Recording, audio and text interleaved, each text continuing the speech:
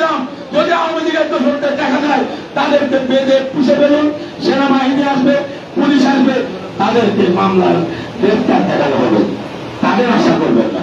আর তাকিয়ে দেখুন যে তারা কেউ মেয় মেয় করে কিনা তাদের পক্ষে, যদি করে তাহলে তাদেরও খবর আছে।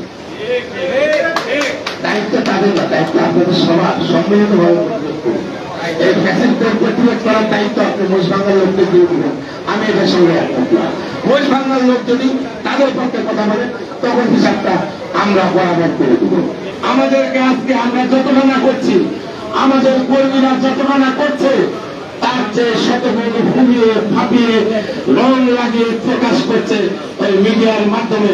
তাদের অসংখ্য ফেক আইডি আছে, আইডির মাধ্যমে আমাদেরকে বিতর্কিত করার চেষ্টা করছে। জামাতকে আমি কখনো ভালো কথা বলি না। স্বাধীনতা যুদ্ধ আমাদের অহংকার, সেই সময় তারা বিরোধিতা করেছে। এই 5ই আগস্টের নতুন স্বাধীনতা, এটাও আমাদের অহংকার। এটাকে বিতর্কিত করার চেষ্টা করছে জামাত। বিয়ার, হোয়াট ইজ বিয়ার?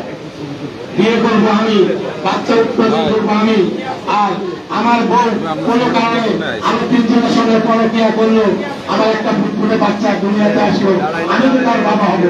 ওই 3 জন বললো তোমার স্ত্রীর সঙ্গে আমরাও মিলামিশা করেছি, আমরাও তোমার ছেলের বাবা। হয় নাকি?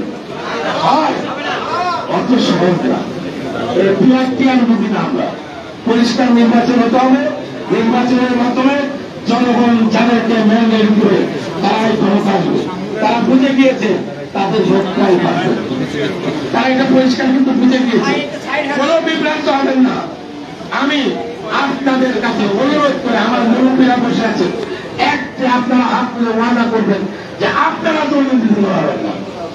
ওয়াদা করেন যে আমরা দুর্নীতিতে জড়াবো না। আলহামদুলিল্লাহ, আপনারা যদি দুর্নীতিতে না জড়ান, আমি চ্যালেঞ্জ করে বলতে পারি এই মঞ্চের কোন নেতা দুর্নীতি করে পাল পাবে না। ধরে ফেলবেন, বেঁধে ফেলবেন। আমি আসাতে যদি সেতু হুমকি দাম দিবি, কষ্ট বেঁধে ফেলবেন। তারেক রহমান বলেছে না, চিৎকার করে প্রতিবাদ করবেন আপনার জায়গা থেকে, 1 বার 2 বার 3 বারের মাথায় তার কানে আপনার প্রতিবাদ পৌঁছবেই পৌঁছবে। আপনারা ঐক্যবদ্ধ থাকুন, দলকে ভালো রাখুন, নিজেরা ভালো থাকুন। আর যারা ওই যে আরেকটি হলো না বললে না বক্তব্য, আসলে আপনারা তো সমাজে বিরক্ত হচ্ছেন। আমি এই মানুষের কথা বলতে চাই, বলেছে না জন্ম আজন্ম পাপ। আসলে দোষ ভাঙা যারা বলে লাঠিয়া করা পয়েন্ট করে কিছু আজন্ম দিকে আসছি। জাতীয় পার্টির সময় আলোক কর্মীরা, ওই আওয়ামী লীগের সময় জাতিরা, বিএনপির সময় আগে যারা মৃত আমাদের চলে গেছে, 40 দিন যারা ছিল তাদের বন্ধ করা, এখন আমাদের নতুন নেতা এই যে আমাদের আসলেই তাই।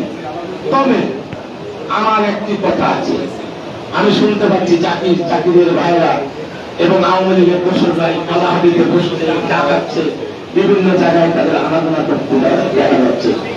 আমি কোন অবস্থাতেই এই লুৎফর সাহেব, তারপরে সালাম মোল্লা, আসাদ, এদেরকে বলবো না যে তোমরা দেখো। আমি বলবো আপনারা মানসারাবাসী দেখেন। এই কালিকাপুর 1টি গ্রামে 3টি ওয়ার্ড, আপনারা কি করছেন? এই যে আপনারা এখানে মালিপাড়ার লোক কি করছেন, বনপাড়া বাজারের লোক কি করছেন, হারোয়ার লোক কি করছেন? পিছে ফেলুন, বেঁধে ফেলুন।